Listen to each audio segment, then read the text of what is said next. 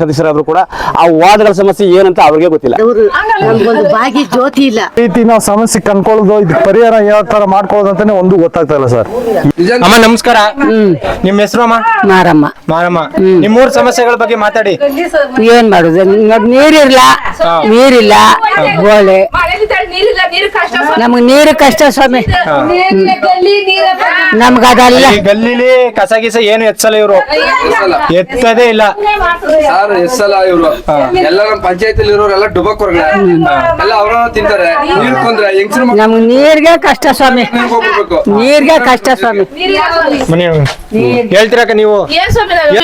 ನೀರ್ಗೆ ಕಷ್ಟ, ನೀರೇ ಕಷ್ಟ. ಕಾಲ್ ನಾವು ನೀರೆಲ್ಲಿಂದ ಹೊತ್ಕೊಂಬರ್ಬೇಕು ಸ್ವಾಮಿ. ನೀರಿಲ್ಲ ನೋಡಿ, ಡಿಚ್ಚಿ ನೋಡು, ಅದ್ರಿಂದ ಸೊಳ್ಳೆ, ಮನೆಗೆಲ್ಲ ಸೊಳ್ಳೆ, ಮಕ್ಕಳೆಲ್ಲ ಕೆರ್ಕೊಳ್ತಾ ಇದಾರೆ. ಬಂಧುಗಳೇ ನೋಡ್ತಾ ಇದ್ರಲ್ಲ, ಇಲ್ಲಿ ಮೋರಿ ಕಸಗಳನ್ನು ಸಹ ಎತ್ತಲ್ಲ. ಇಲ್ಲಿನ ಗ್ರಾಮ ಪಂಚಾಯತಿ ಮೆಂಬರ್ಗಳು ಬೇಜವಾಬ್ದಾರಿತನ ತೋರಿಸ್ತಿದ್ದಾರೆ ಅಂತ ಇಲ್ಲಿನ ಸ್ಥಳೀಯರು ಹೇಳ್ತಾ ಇದಾರೆ, ಗ್ರಾಮಸ್ಥರು. ಬನ್ನಿ ಮುಂದೆ ಹೋಗೋಣ, ಯಾವ ತರ ಇದೆ ಪರಿಸ್ಥಿತಿ ಅಂತ ನೋಡೋಣ.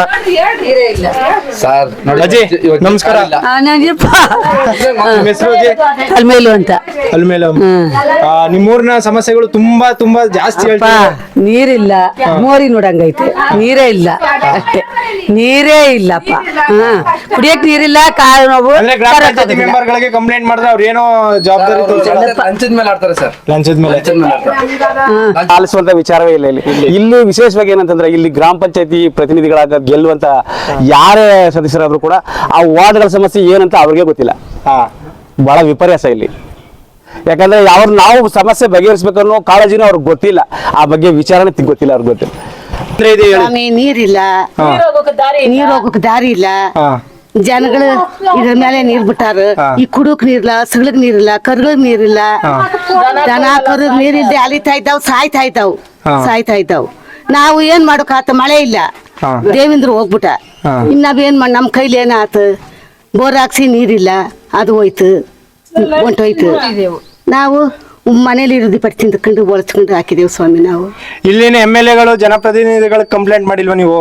ಏನು ಮಾಡಿ, ಯಾರು ಬರೋದಿಲ್ಲ. ಏನ್ ಕಂಪ್ಲೇಂಟ್ ಮಾಡಿದ್ರು ಅವರು ಬೇಜವಾಬ್ದಾರಿತನ ಅವ್ರದ್ದು. ಯಾರು ಏನು ಮಾಡ್ಕೊಡಲ್ಲ, ಯಾರು ಏನಿಲ್ಲ. ಕೊಟ್ಟಾರ ಬಿಟ್ಟಾರ, ಅವ್ರವ್ರು ಬೇಕಾದ ನಮ್ಗೇನು ಏನಿಲ್ಲ, ನಮ್ಗೇನು ಸಪ್ಲೈ ಇಲ್ಲ. ನಾವ್ ಬಡವರು, ನಮ್ಗೊಂದು ಭಾಗ್ಯ ಜ್ಯೋತಿ ಇಲ್ಲ. ಒಂದು ಬಾತ್ರೂಮ್ಗೆ ಒಂದು ಇದಿಲ್ಲ, ಬಾತ್ರೂಮ್ ಮಾಡಿದೆ ಬರಲ್ಲ ನಮ್ಗೆ. ಬ್ಯಾರಿಯರ್ಗೆ ಹೋಗ್ಬಿಡ್ತು ಅಂದ್ಬಿಟ್ರು. ಇಲ್ಲ, ಏನಿಲ್ಲ, ಏನಿಲ್ಲ. ಮಣಿಕಂಠ ಅಂತ, ಕುರುಡೇಶ್ವರು, ಚಾಮರಾಜನಗರ ಅನ್ನೋ ತಾಲೂಕು, ಕುರುಡೇಶ್ವರ ಅಂತ ಸರ್. ಇಲ್ಲಿ ನಮ್ಮ ಗ್ರಾಮ ಪಂಚಾಯತ್ಗೆ ಮಾತ್ರ ಯಾವುದೇ ರೀತಿ ಇಲ್ಲಿ ಜನಗಳಿಗೆ ಏನೇ ರೀತಿ ಸೌಕರ್ಯ ಇಲ್ಲ. ಇಲ್ಲಿ ನೀರಿನ ವ್ಯವಸ್ಥೆ ತುಂಬ ಕಷ್ಟ ಇದೆ. ಆಮೇಲೆ ತುಂಬ ರಸ್ತೆ ಚರಂಡಿಗಳು ಏನು ವ್ಯವಸ್ಥೆ ಇಲ್ಲ. ಯಾರಿಗೆ ಏನೇ ಕಾಯಿಲೆ ಬಂದರೂ ಏನಾದ್ರು ಬಂದ್ಕೊಳ್ಳಿ ಅಂತ ಎಲ್ಲ ನಿರ್ಲಕ್ಷ್ಯ ಮಾಡ್ತಾ ಇದ್ದಾರೆ. ಈ ಥರ ಇರುವಾಗ ಜನಗಳಿಗೆ ಯಾವುದೇ ರೀತಿಯೂ ಏನೇ ಅಭಿವೃದ್ಧಿನೂ ಈ ಪಂಚಾಯತ್ಗಳಲ್ಲಿ ಏನೂ ಕಾಣ್ತಾ ಇಲ್ಲ. ಸಾಮಾನ್ಯಕ್ಕೆ 10 ವರ್ಷದಿಂದನೂ ಅಷ್ಟೇ ಜನಗಳಿಗೆ ಏನೇ ಅಭಿವೃದ್ಧಿ ಕೇಳಿದ್ರು ಕೂಡ ಪಂಚಾಯತ್ಗೆ PDOನೇ ಫಸ್ಟು ಬರ್ತಾನೆ ಇಲ್ಲ. PDO ಫಸ್ಟ್ ಬರ್ತಾ ಇಲ್ಲ. ಆಮೇಲೆ ನೆಕ್ಸ್ಟ್ ಇನ್ನೊಂದು ಏನಪ್ಪ ಅಂದರೆ, ಜನಗಳ ಸಮಸ್ಯೆ ಏನು ಎತ್ತಂತ ಇಲ್ಲಿರುವಂಥ ಚೇರ್ಮನ್ಗಳಾಗಲಿ ಮೆಂಬರ್ಗಳಾಗಲಿ ಈ ವ್ಯವಸ್ಥೆಗೆ ಏನಾದ್ರು ಮಾಡ್ಬೇಕಮ್ಮ, ಏನಾದ್ರು ತೊಂದರೆ ಇದೆ ಅಂತ ಯಾರು ವಿಚಾರಿಸುವಂಥ ಜನಗಳ ಬಗ್ಗೆ ಏನೂ ಥಿಂಕೇ ಮಾಡ್ತಾ ಇಲ್ಲ. ಅಷ್ಟೊಂದು ತೊಂದರೆ ಇದೆ. ಈಗ ಜಾನುವಾರುಗಳಿಗೆಲ್ಲ ಮೇವಿಲ್ಲದೆ ತುಂಬ ಒದ್ದಾಡ್ತಾ ಇದೀವಿ. ಗ್ರಾಮ ಪಂಚಾಯತ್ಗೆ ಓಪನ್ ಆಗಿ PDO ಬರಲಿ, ಹೋಗಿ ಏನಾದ್ರು ಒಂದು 4 ಮಾತಾಡಿ ಏನಾದ್ರು ವ್ಯವಸ್ಥೆ ಕೇಳೋಣ ಅಂತಂದ್ರೆ ಯಾರು ಬರ್ತಾನೆ ಇಲ್ಲ. ಈ ವ್ಯವಸ್ಥೆಯಲ್ಲಿ ಬದುಕ್ತಾ ಇದೀವಿ. ಇದಕ್ಕೆ ಯಾವ ರೀತಿ ಸಮಸ್ಯೆ ಕಂಡ್ಕೊಳ್ಳೋದು, ಯಾವ ರೀತಿ ನಾವು ಸಮಸ್ಯೆ ಕಂಡ್ಕೊಳ್ಳೋದು, ಇದಕ್ಕೆ ಪರಿಹಾರ ಯಾವ ತರ ಮಾಡ್ಕೊಳ್ಳೋದು ಅಂತಾನೆ ಒಂದು ಗೊತ್ತಾಗ್ತಾ ಇಲ್ಲ ಸರ್. ಈ ವ್ಯವಸ್ಥೆಯಲ್ಲಿ ನಾವು ಬದುಕ್ತಾ ಇದೀವಿ, ಸರಿನಾ? ಹೋಗಿ ಯಾರ ಹತ್ರ ನಾವು ಮನವಿ ಪತ್ರ ಕೊಡೋದು, ಯಾರ ಹತ್ರ ಅಂತಾನೆ ಜನಗಳಿಗೆ ಇಲ್ಲಿ ತಿಳುವಳಿಕೆನೇ ಫಸ್ಟ್ ಇಲ್ಲ. ಇಷ್ಟೆಲ್ಲ ಸಮಸ್ಯೆಗಳಿದ್ರು ಕೇಳಿದ್ರಲ್ಲ ಸ್ನೇಹಿತರೆ, ಭವ್ಯ ಇತಿಹಾಸವಿರುವ ಕುರೋಟಿ ಹೊಸೂರು ಗ್ರಾಮದ ಇವತ್ತಿನ ಕಥೆಯನ್ನ. ಒಂದ್ ಕಡೆ ನೀರಿನ ಸಮಸ್ಯೆ ಆದ್ರೆ ಇನ್ನೊಂದ್ ಕಡೆ ಚರಂಡಿ ವ್ಯವಸ್ಥೆ ಇಲ್ಲ, ಇನ್ನೊಂದ್ ಕಡೆ ರಸ್ತೆಗಳಿಲ್ಲ. ಇಲ್ಲಿನ ಜನ ನಿಜಕ್ಕೂ ನರಕ ಕಾಣ್ತಿದ್ದಾರೆ. ಇಷ್ಟೆಲ್ಲ ಆದ್ರೂ ನಮ್ಮ ಜನಪ್ರತಿನಿಧಿಗಳು ಕಣ್ಮುಚ್ಚಿ ಕೂತಿರೋದೇ ದೊಡ್ಡ ದುರಂತ. ಕುರೋಟಿ ಹೊಸೂರಿನ ಪರಿಸ್ಥಿತಿ ಹೀಗಾದ್ರೆ ಇದರ ಪಕ್ಕದಲ್ಲಿ ಇರುವ ಮುಂದಿನವರು ದಂಟಳ್ಳಿಯ ಕಥೆ ಏನಾಗಿದೆ?